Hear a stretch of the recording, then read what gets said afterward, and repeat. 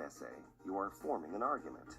You must present a logical argument to your audience and convince them to agree with a specific stance. When creating a persuasive essay, the first step is to select a subject. Then you must choose a side of the argument that you are going to defend.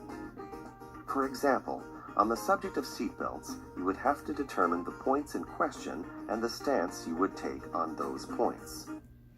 It's important when you choose a stance on a persuasive essay example that you decide if it's something that you can defend and support, but also be very unbiased when looking at the other side of things. So although you are trying to persuade the reader in your direction, you do want to have a point of view that doesn't align with yours so that they are seeing that you're an informed individual and you know what you're talking about. What are the positive aspects of wearing a seatbelt? What are the negative aspects of wearing a seatbelt? Why is your stance more correct than the opposing stance? You must understand an issue well enough to construct a persuasive essay. To do this, you must not only understand your point of view, but you must also understand the opposite points of view. A good way to do this is by researching. You can find research at our online library. This is where research comes into play. When you are writing a persuasive essay, you are writing from the point of view of an expert, so you will have to gain knowledge about this subject. Look at the arguments that others have made about your side of the issue. Then look at the arguments of your opponents. The key to a successful persuasive essay is to counter your opponent's points inside your paper. To do this, you will need to know their arguments as well as you know your own. Once you fully understand the issue that you have chosen, you are ready to begin writing. Your introduction paragraph should contain your thesis statement. In one well-written sentence, you want to let your audience know your point of view. The thesis statement is the most important part of your paper. Everything else in the paper is based upon it.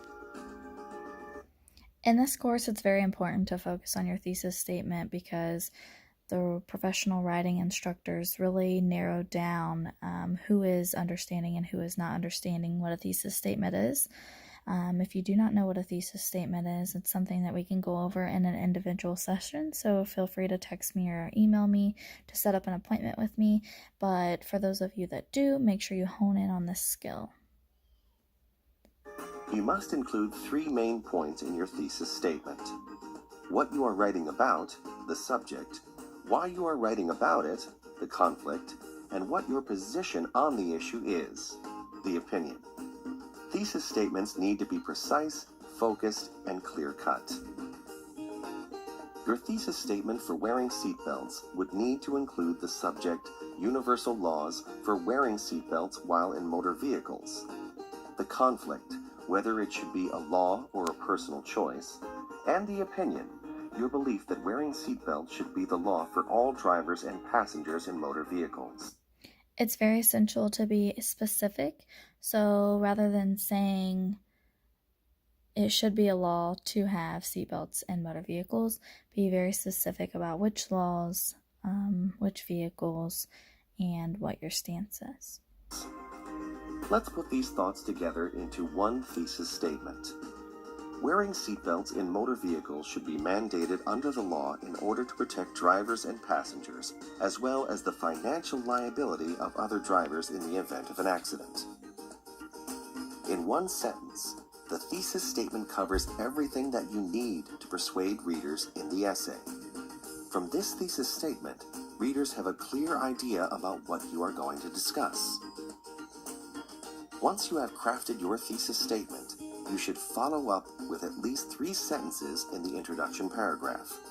These sentences should include the key talking points that you will discuss in the following body paragraphs. Going back to the seatbelt example, your research should uncover your state's laws on wearing a seatbelt, the need for safety while traveling in a vehicle, and perhaps some crash statistics that illustrate how seatbelts save lives. Your body paragraphs need to reflect the research that you have done. Each point you have made will have its own paragraph of about 5 sentences.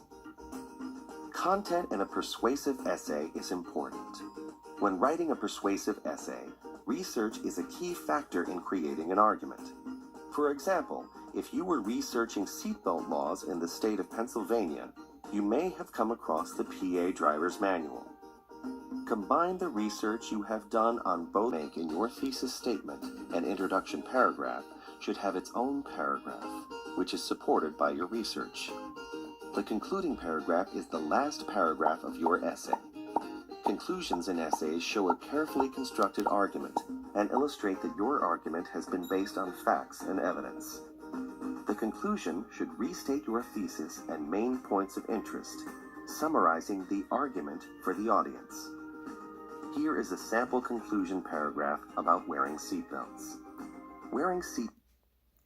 So in your conclusion, be sure to hit the points that you've went over like the video had stated, but make sure that you're not introducing anything new.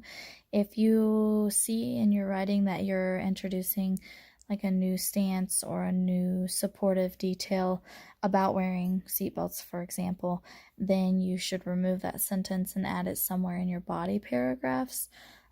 If you guys have any trouble concluding everything and want me to go over your papers, feel free to email them to me.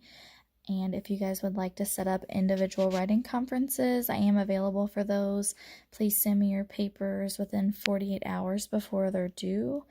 My email is brstaggs@iu.edu. You guys can also find that on the homepage under the syllabus or under the SI Module 1. If you guys have any questions, feel free to email or text me. Happy writing!